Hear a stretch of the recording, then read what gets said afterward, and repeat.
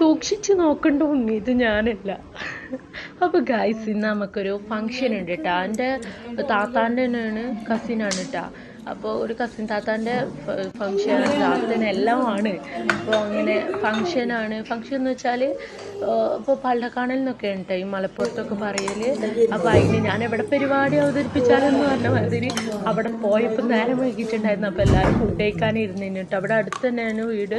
Food ഒരു രക്ഷ ഉണ്ടായിരുന്നില്ല. ഇവിടെ തന്നെ ഒരു കാക്ക ഉണ്ടാക്കിയതാണ് കേട്ടോ. Beef biryani, chicken chilli, salad, പിന്നെ അതുപോലെ തന്നെ കച്ചമ്പർ, അങ്ങനത്തെ എല്ലാ ഐറ്റംസും ഉണ്ടായിരുന്നു.